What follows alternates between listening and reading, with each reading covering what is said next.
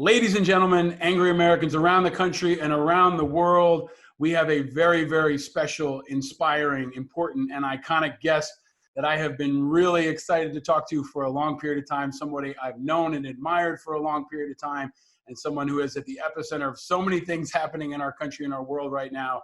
The great and powerful Martha Raddatz is with us. Great and powerful, that's like Oz, right? Yeah, absolutely. Okay. I'll keep that in mind. Well, you're in Washington, and that's kind of like Oz, right? I mean, kind of like Oz. Definitely is. Yeah, it's a little Oz-like here. So always has been. The first question I've been asking everybody, Martha, is where are you? How are you? And what's the pandemic been like so far for you and the people around you? I am in my office at ABC News downtown. I love my office, by the way. I just, right before the pandemic, I happened to redo the whole office to make it a little more like what I liked, and you know, so it's a little kind of pink, and you know, places that are great. I know we both have the American flag behind us. I'm just going to tell you that I totally copied David Muir on that. He has a beautiful office in New York, and he had an American flag that I guess was over the Capitol. The first night he started anchoring World News. And I thought, I got one of those American flags. It was in the F-15 that I flew in the back of over a combat zone over Afghanistan. So I thought, okay, I'll do that. I told David I was copying him. Really? So that flag, which of course I'm very proud of in a million ways, was in the F-15 Strike Eagle that I flew in the back of as a sandbag in the back during a combat mission in 2011. Well, and were you one of the first, if not the first, reporter to fly? I think I was the only reporter to ever do that on a combat mission in a fighter, and they actually did strafed an area, not in my jet, but we were with the other two aircraft that did it. So we had an incredible sort of up close view of how they go about this and what they have to do before they do any sort of strike. And I think it took us about 6 years to set up, and I'm not exaggerating. Yeah, I believe it. I had to do some training. It was amazing. I'm totally off topic. Back to the back to the pandemic. It has been, as it has been for everyone, just completely life-changing. I most often work from home, but if I'm on the air, I come in. My office is very isolated. We're way down staff here. I don't know.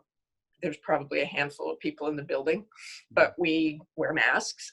If we're in a public area, the cameras obviously don't. I did the show last Sunday. I have a very small staff to do that. Everybody's working from home, just like everywhere.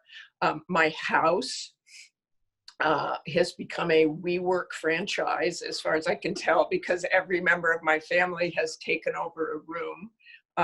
My adult son is now living there with his wife, just because it's a nicer place to live than their tiny apartment in DC. But that's been great. And then my older daughter and her husband take turns coming to work there because they have 2 little kids. I know you can relate to that and how hard it is to work. So they take turns. And the other day I had a call, and I could not find any place to be private. Like, what is happening to my franchise here? That, and I have a gym working at my house because we have a Peloton, which apparently someone's always on every second of the day. So that's my life. Wow. Are you hooked on the Peloton? I am not. I'm the only one who is not hooked on the Peloton. I go on like 3-mile walks every day and have discovered the neighborhood I never knew I had, which is quite beautiful. And we're very lucky. And there are lots of trails behind us that are practically empty.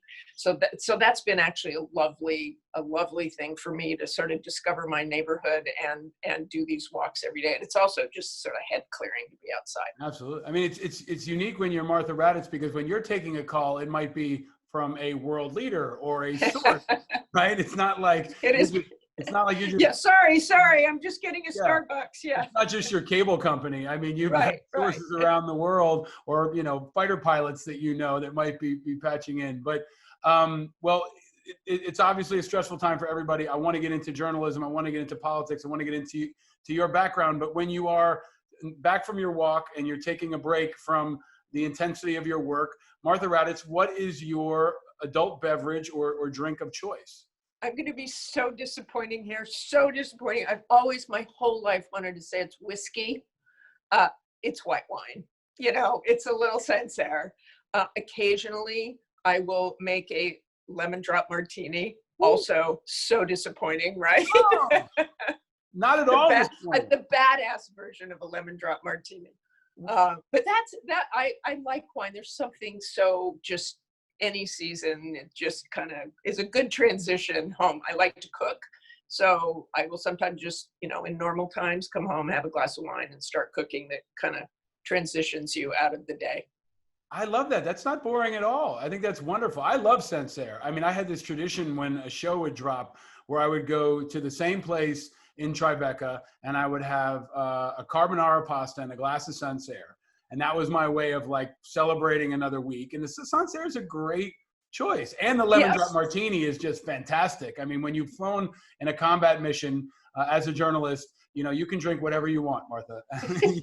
You know what? Actually, you said that. And when the last time, and probably is the last, no, actually it was the second to last time that I did a fighter, I went on an exercise along the Russian border, and it was sort of an add-on to a trip, and I hadn't done it for years, but they said, well, look, you know, you've gone through this flight training, you can go up on this.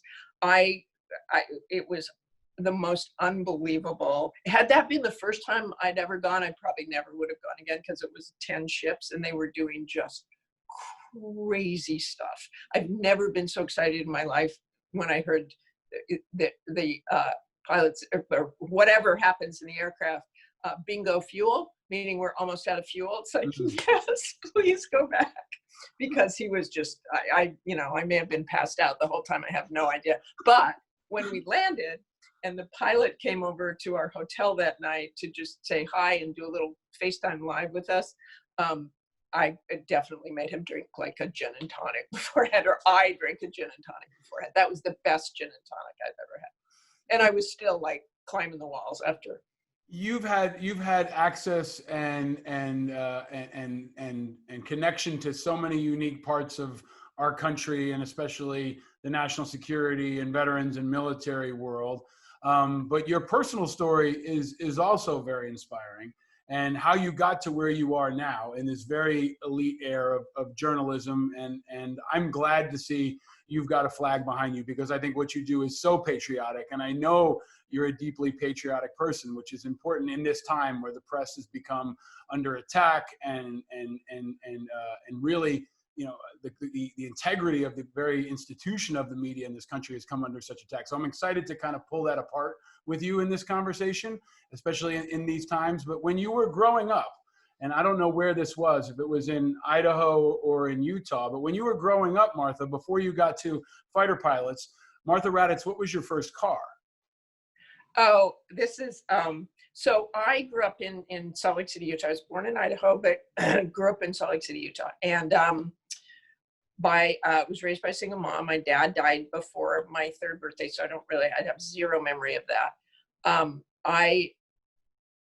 So I grew up in Salt Lake City, and I joke that my whole thing was growing up there among all these very kind, friendly people, was that there are sinners out there somewhere, and I'm going to find them. And I indeed did. I moved to Boston. But before I moved to Boston, and when I got my first car, and I think it was because, and you know, we didn't have a lot of money growing up or anything like that, but I had saved for a Fiat Spider convertible.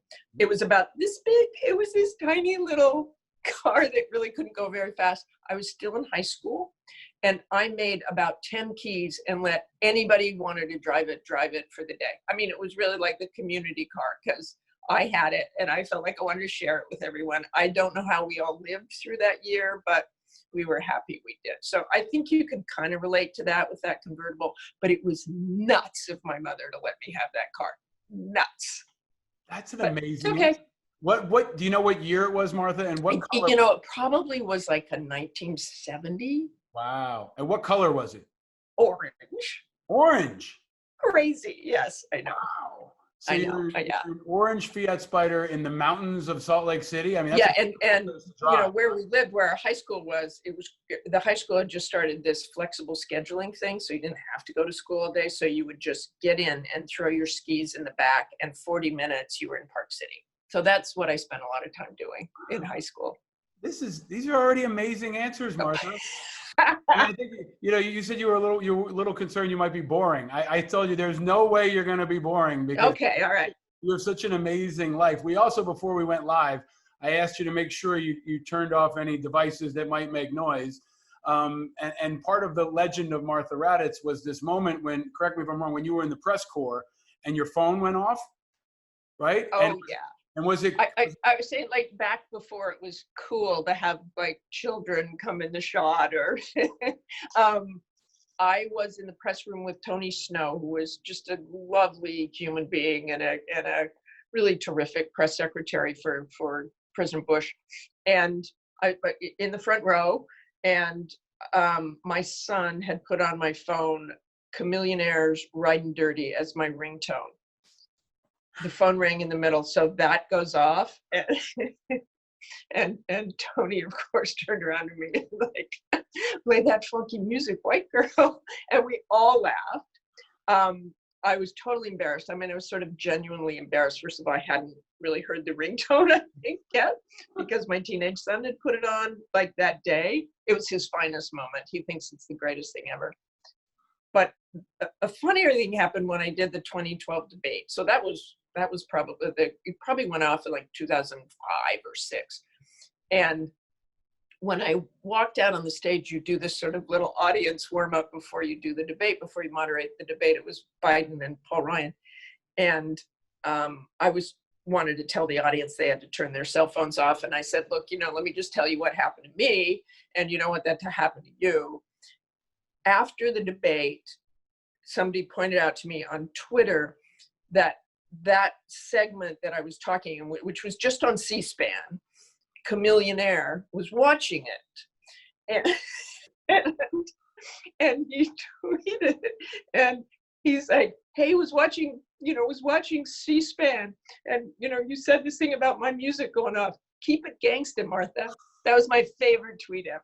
So Amazing. Yeah, it was great. You never know who might be watching C-SPAN. Exactly. I've might noticed be that. watching C-SPAN. I've Yeah. noticed that. Like I've been on a lot of networks over the last couple of decades, and I'm always impressed when I'm on C-SPAN how deep and far it goes.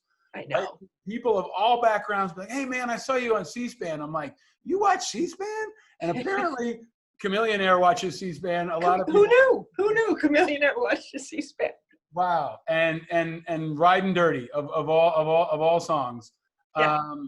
But again, the legend of Martha Raddatz continue to grow. I want to talk about the debates, but I've also been talking to, since the pandemic started, frontline leaders from different industries about how the pandemic has changed everything, right? We've talked to educators, we've talked to moms, we've talked to activists, and really kind of unpacking how the pandemic has changed everything, but also drilling down on how things might be underreported, right? And I think what I wanted to start with you on Martha is, how has journalism changed? And specifically, you obviously cover the presidential elections. You moderated debates with both Biden and Trump.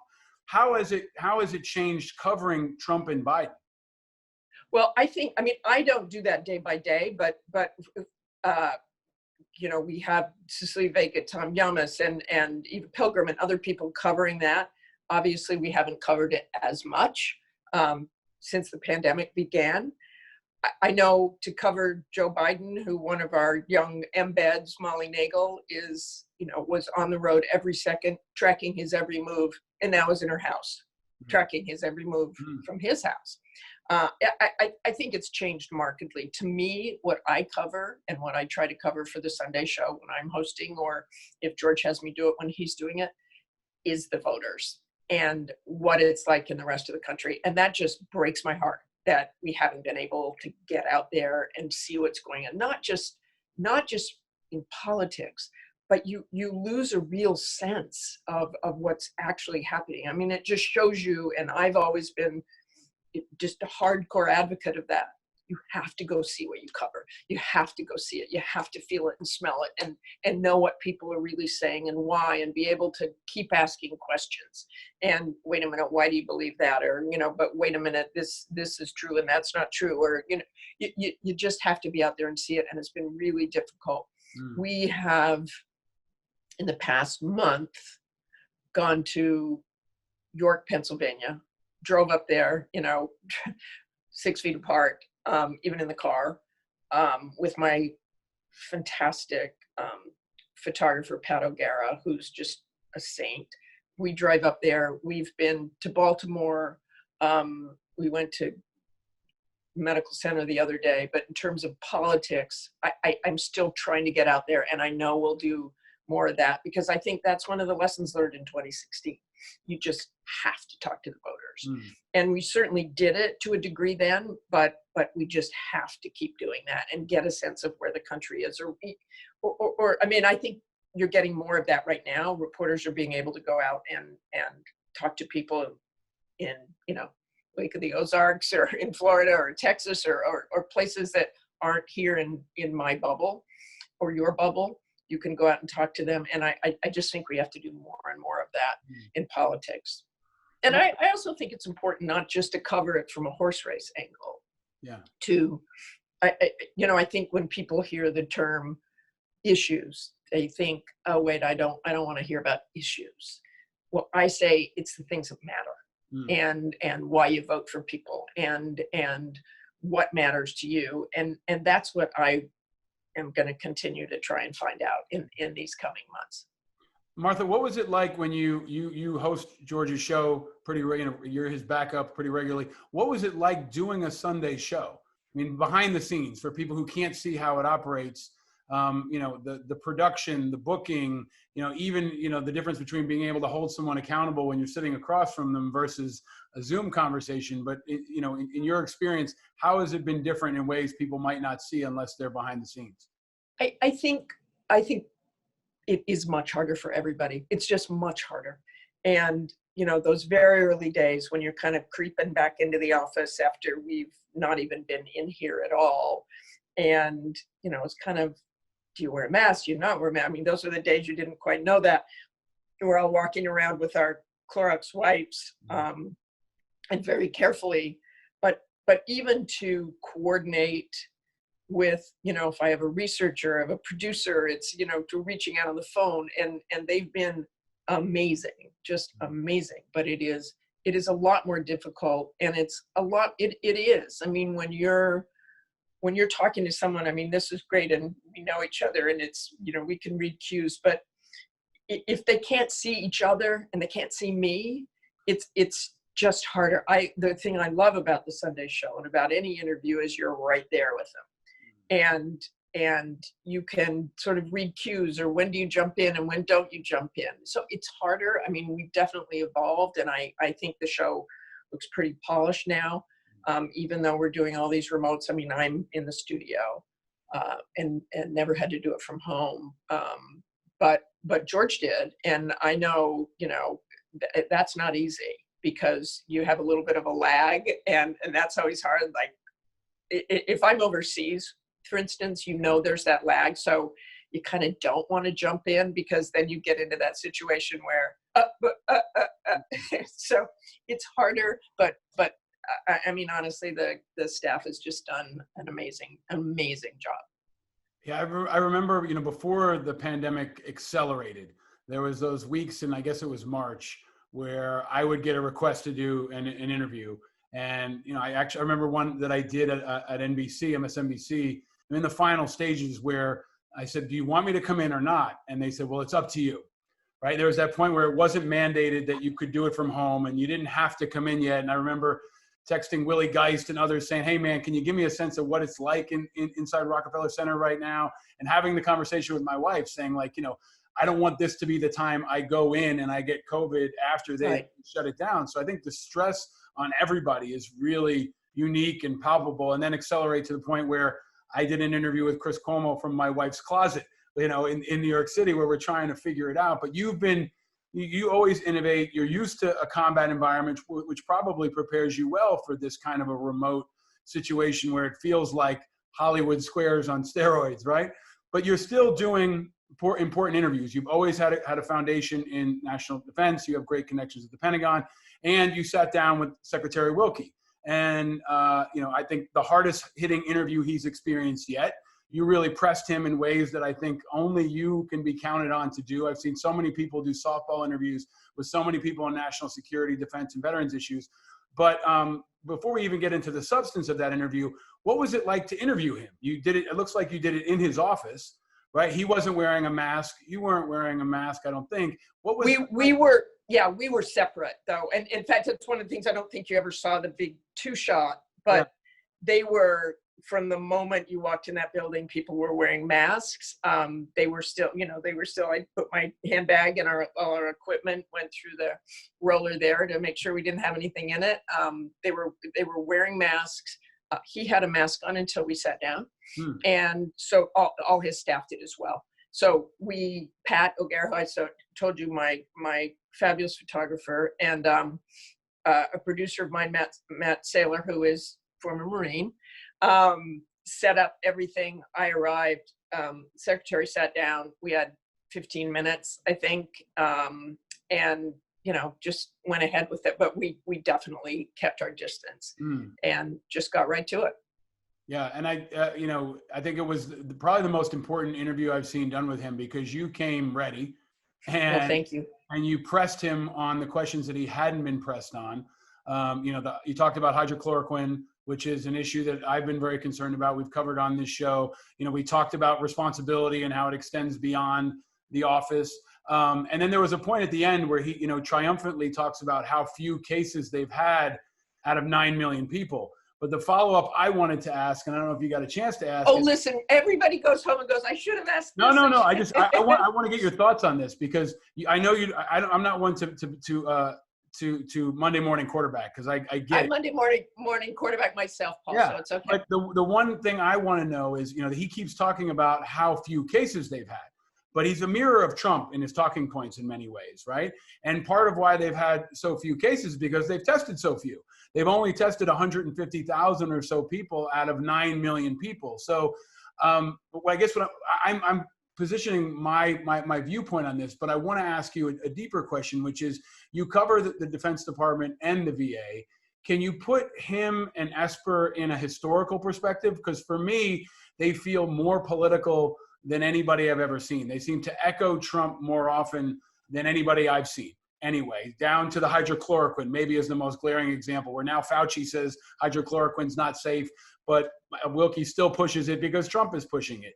Can you frame up for folks your experience and where Esper and Wilkie sit relative to their predecessors like Mattis and Bob McDonald and people like that? No,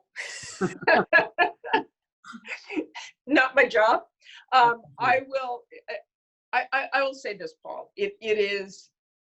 I think there's a lot to be written about how people are doing their jobs now in the future. I do. I think they are in difficult positions. I know Esper.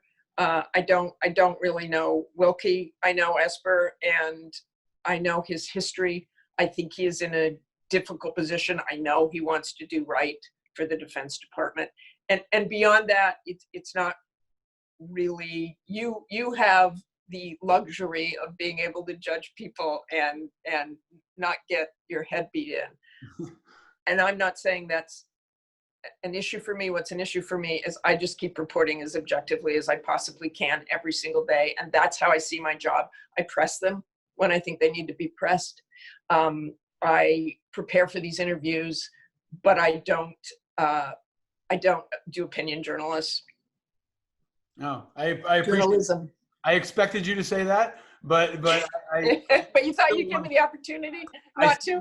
I still wanted to ask. So maybe a different kind of question. The attacks on the press are open, right? And that I'm not objective about. Yeah, and also similarly at the Department of Defense, until recently, the stonewalling, like, no press briefings for the Pentagon press corps, which you know very well. So there's been a distance from the press, maybe a corralling of the press, even, you know, on who gets access to the White House and things like that, and then an open attack on your patriotism. We've had other journalists on before, like James Laporta, who's a Marine, and I asked him, you know, how do you feel about the fact that the president's calling you, a Marine veteran, the enemy of the state? So can you talk about, in whatever terms you're able and comfortable, the importance of that, and just what you think of this time where you personally are attacked? Joe Scarborough right now is being attacked and smeared, and it's become a regular political tactic, and in your environment that's not regular. I can talk about that, and to the very point I said before, Paul, which is I do not want to be an opinion journalist. I try to stay straightforward and straight ahead, but on that issue, when we're personally attacked or when we're as a profession attacked like that, I did write an op-ed piece in the Washington Post after the president appeared before the VFW and kind of riled up the crowd, and they were booing the press. And just like James Laporta, I reminded the readers of that op-ed that the press, me, James Laporta, before he was the press, risked their lives covering the military, risked their lives with them. I never want to say I do even remotely what the military does, but I want to bring their story to this country. And there are veterans like James and Matt, producer for me now, who are former service members who have served this country in remarkable ways. And so, yes, it is maddening when you are attacked like that. And I just don't want the military to forget what the press has done with them, to tell their stories. And I mean, people like Dana Priest from the Washington Post, who exposed the horrible things in Walter Reed and helped get those fixed. Those are the things that you have to remember. And I've always said the people in the military who I think respect me most and I respect most are those who understand that we can expose problems in the military or something that went wrong. That's part of my job too. And those people who I know and respect know that's my job, know that's part of my profession. And I went into covering the military by respecting what those in the military do. That was my number one starting point. And to tell those stories, to speak truth to power there as well, and to relay that to the American people, and so they would understand and appreciate what our military, and just as importantly, their families do. Mm-hmm. Thank you for that. I think I part of why I was excited to have you on this show is because I've known you, maybe almost 2 decades now, since I got home from Iraq, I feel like. And I've seen your work behind the scenes with the Woodruff Foundation and in so many other ways. And I also, frankly, see the respect that you have in the building, the Pentagon, right? There's few people that have this kind of rare level of respect. You, maybe Barbara Starr is kind of in that category. There are a few others. She's great. Right, that have been on the ground, that have been there. They're not just flying in, and they're always there, right? They're there, you know, at section 60 when no one else is there in 100-degree heat. They're in a fighter plane when no one else is watching. And you've been a constant. And I know that when the debates were happening and ABC was there, I would tweet this, and I know others would say, boy, I hope Martha Raddatz gets a question. I hope she gets to moderate, because we knew you understood the gravity of these issues. And now we're at a time where Afghanistan is almost literally forgotten. I've called it Forgotistan, but Trump has said now that he wants to get all the troops home before the election.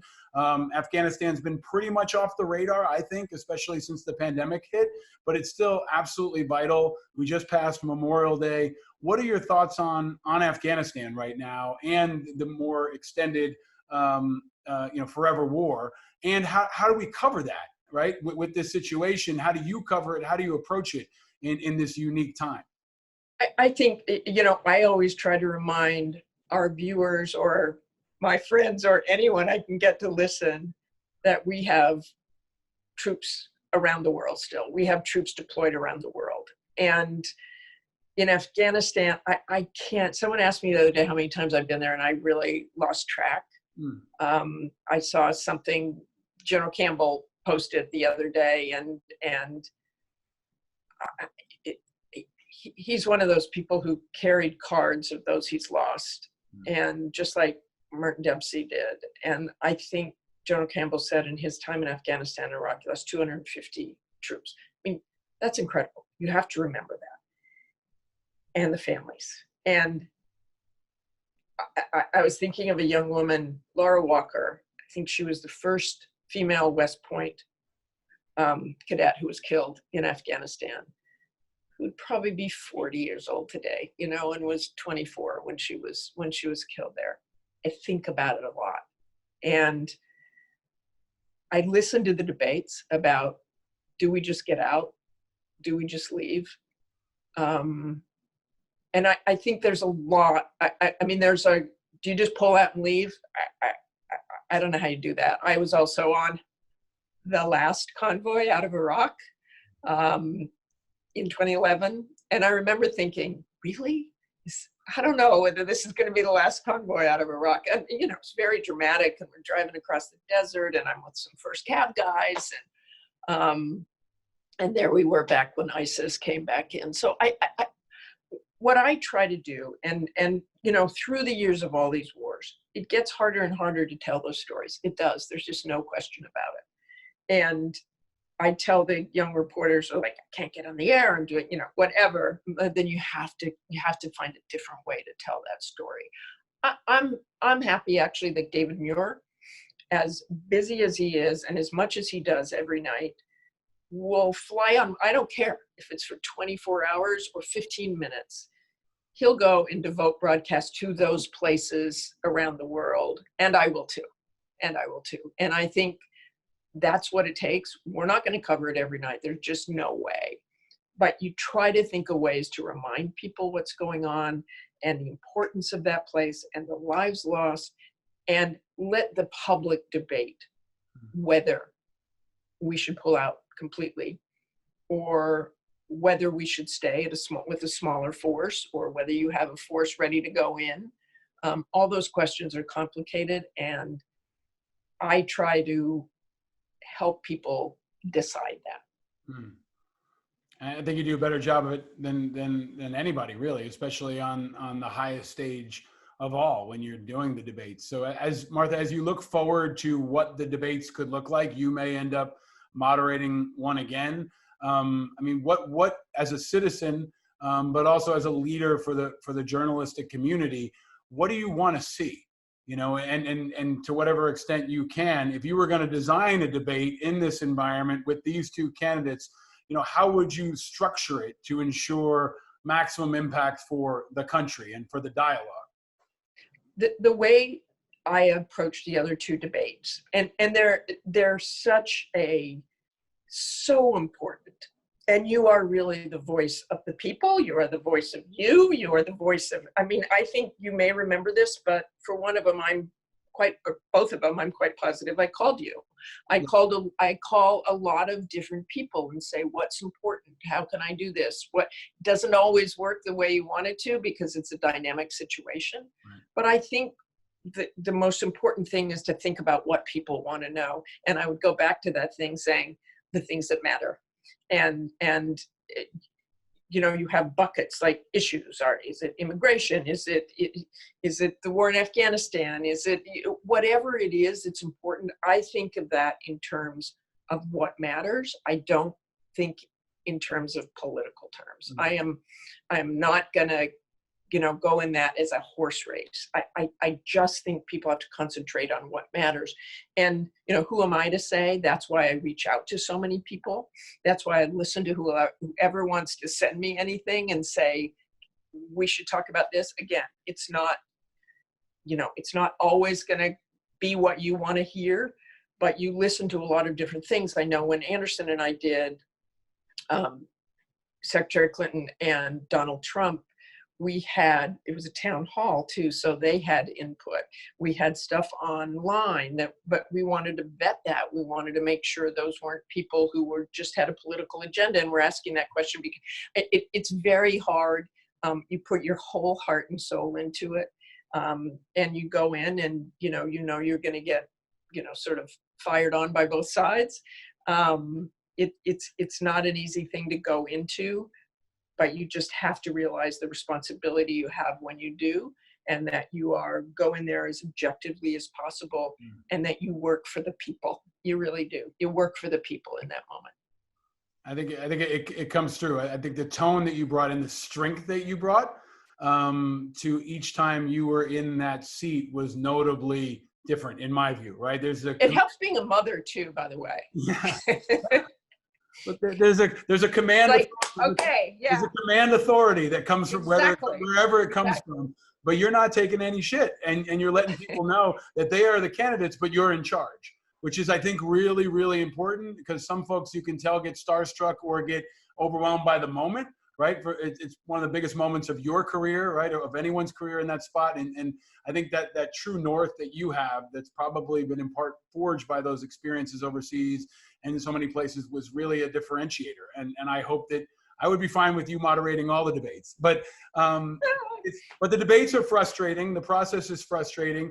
There's a lot of anger and frustration, and this show is about exploring that and trying to turn it into something positive.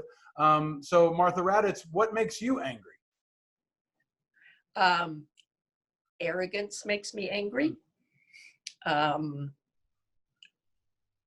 The not realizing that we're sort of on a shared space on Earth, not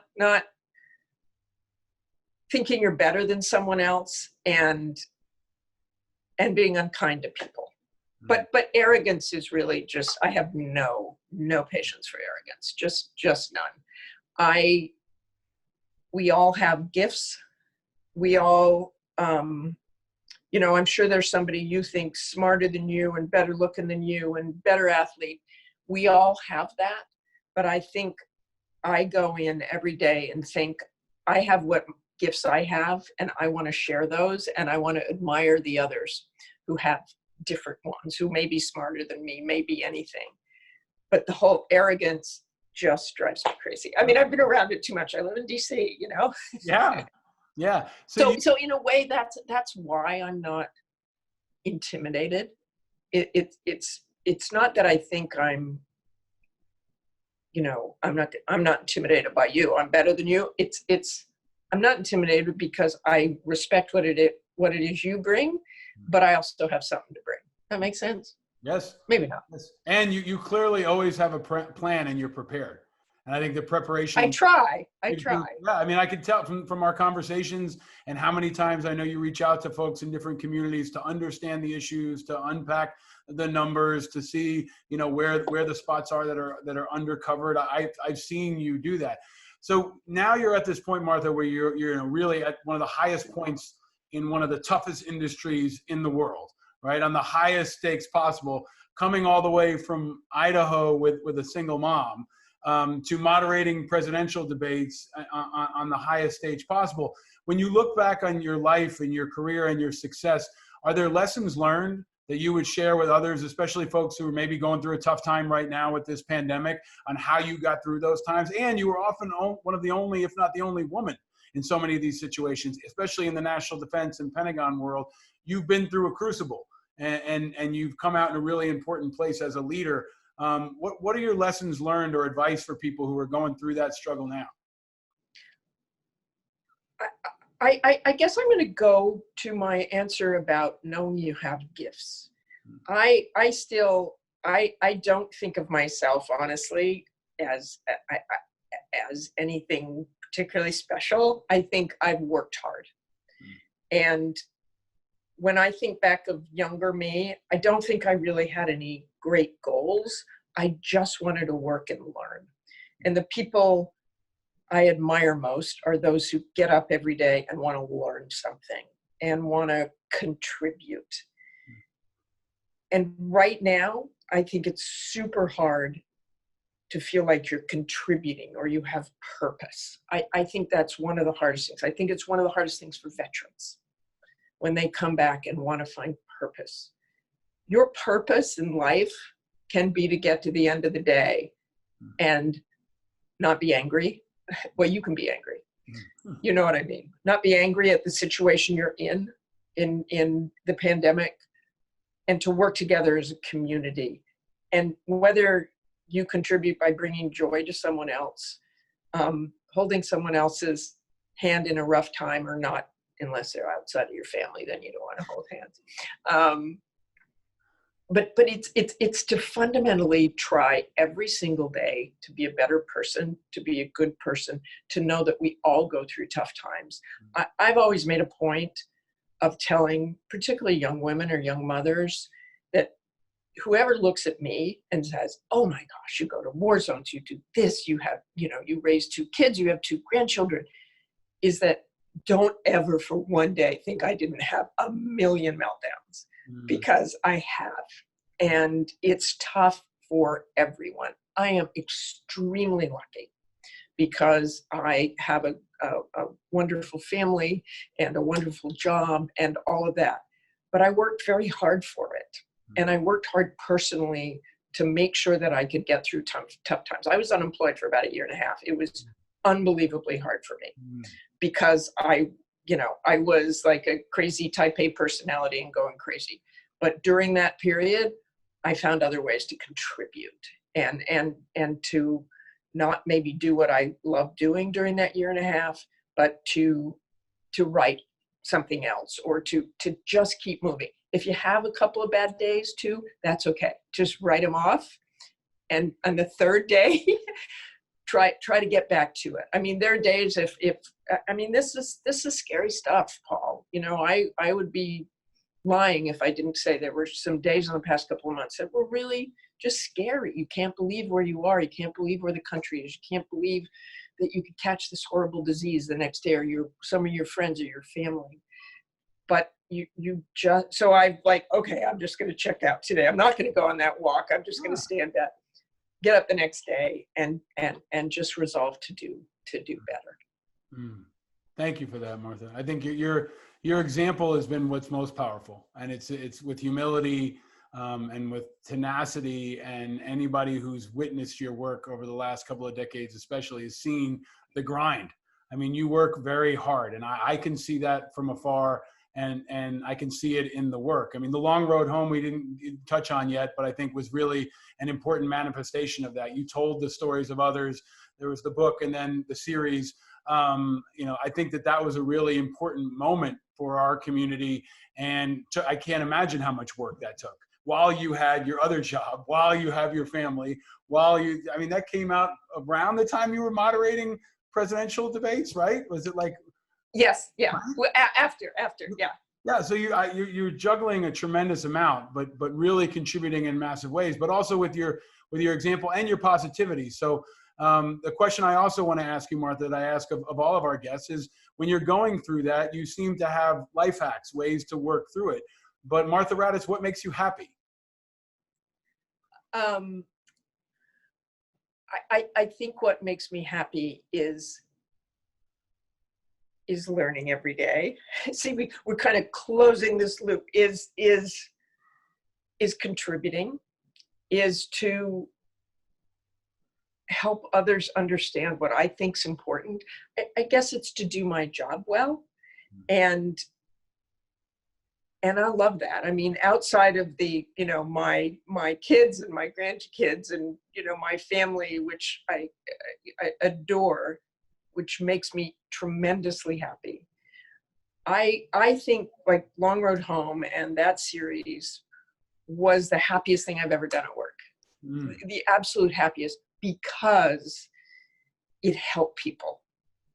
And to be on that set where they recreated Sadr City, and to take these amazing Gold Star families and the soldiers who were there onto that set and have them have, with me too, very rough days walking through there, and seeing them come through that and seeing what that meant to them, and having that Gold Star mother and sister walk through a set that was recreating the night where her son died, and holding them and kissing them and loving them and saying, do you want to leave? Is this too hard?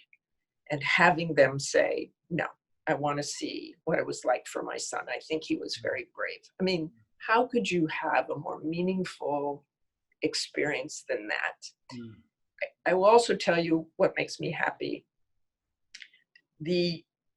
Probably the most profound thing that's happened to me in terms of Long Road Home is one of the doctors who was in the combat support hospital that night has worn a remembrance bracelet with all the names.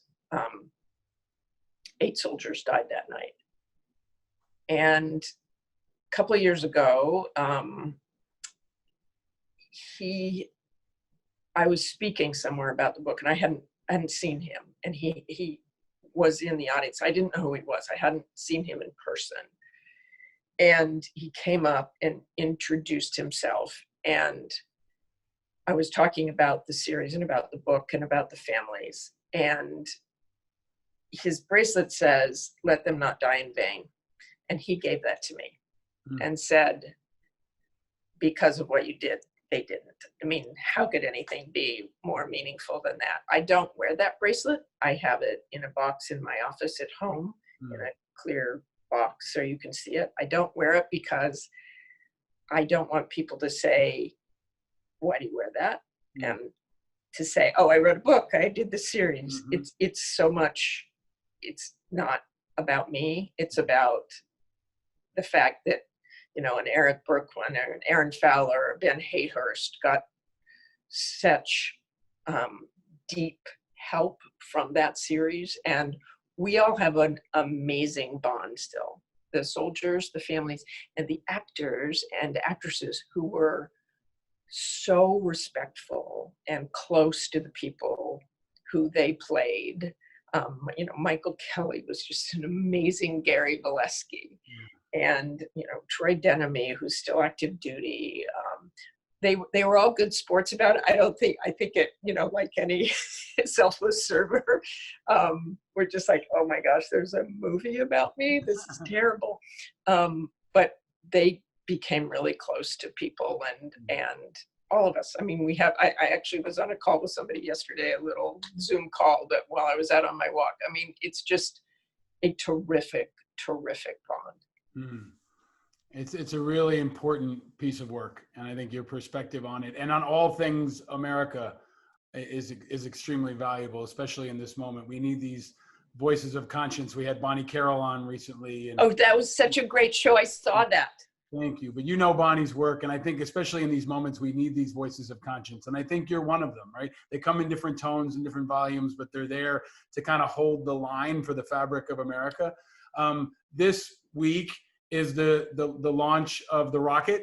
You've covered a lot of things over the years. You know, this is a big moment in my household because I got a 4.5-year-old, but for many Americans, it's a moment of pride and excitement. Can you share your thoughts on it? And I'm so excited. In fact, I know we're getting ready to do that today in that coverage. I'm looking in my office. I'm like, oh, the TV in here isn't big enough. I got to go home to see this. I'm very excited about this. I've always loved space. I think one of my favorite books ever was The Right Stuff.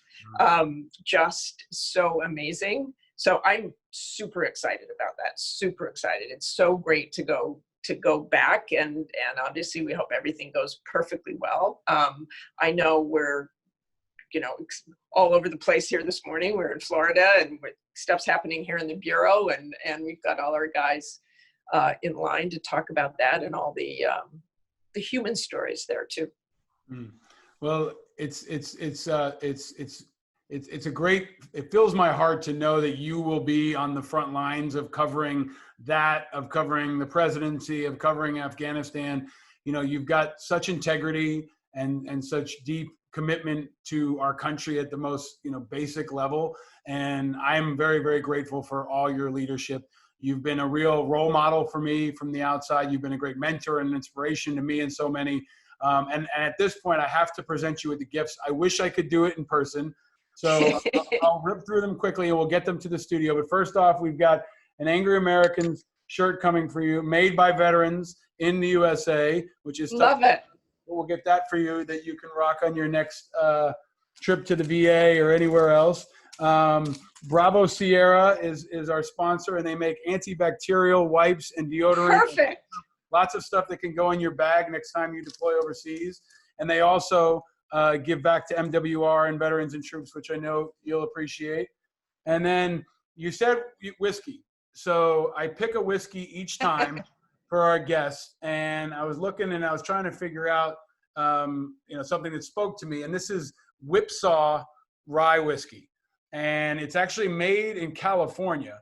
But I feel like a whipsaw is a very strong, sturdy, reliable thing that cuts through anything. And I think that's what your work has done. You cut through the bullshit, you cut through the politics, you cut through the spin. And so that will come to you, I don't know, in like 9 months or whenever I can get it to you. That would be great. And then the last thing is a gift and a question, but we've been doing this since the beginning. We have 3 colors of peeps, right? We started around Easter. We bring this back for every guest. And we ask every love guest, peeps. Oh, please tell us more. But if you had to pick a color, would you pick yellow, blue, or pink, and why? I would pick yellow, even though I love pink and my couch over here is pink. I would pick yellow because that just reminds me of childhood, and that's the color I had then, and the others seem sort of fakey, icky.